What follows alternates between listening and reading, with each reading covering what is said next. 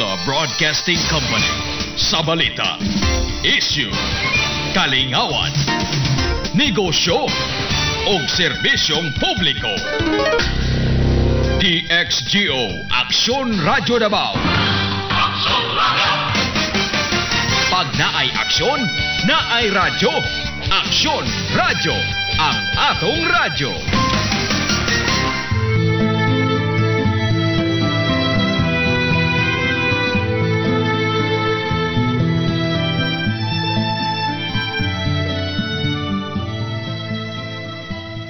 Niining kagabhion atong pasalamatan ang Ginoo nga maoy nigiya kanato sa malampusong butang nga atong nahimo karong adlaw.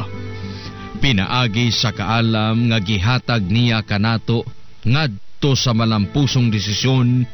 Salamat usab sa mga panalangin nga gihatag sa pagpaningkamot nga gipahinungod ngadto sa atong pamilya. Isig katawo og sa nasod. Mamahimo unta kining tinubdan sa gugma.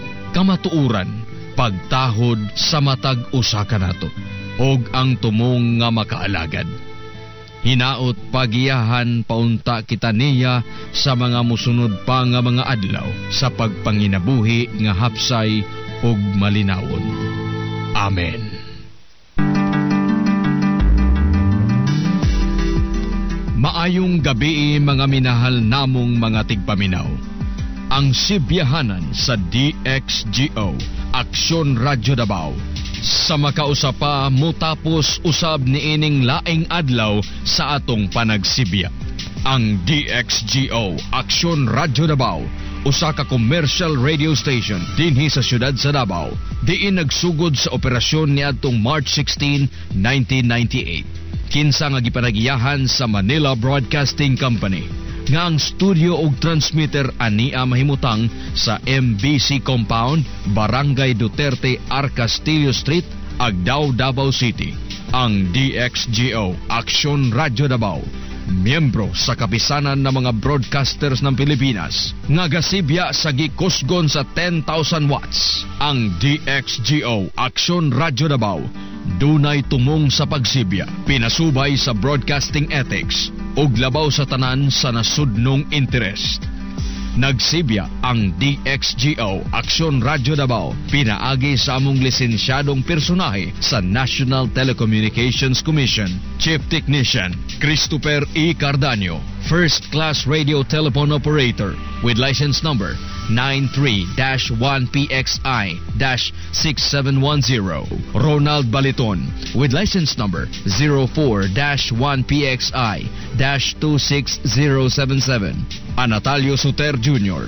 with license number 15-1PXI-26981. Ayan Chris Cardanio with license number 15-1PXI-26981. Joel P. Abila with license number 2K-1PXI-24706. Mga higala, opisyal na nga tapuson sa DXGO Aksyon Radyo Davao ang atong pagsibya niining adlaw, pinaagi sa nasudnong awit. Mga kababayan, ang pambansang awit ng Pilipinas. Wayang magiliw, perlas ng silangan.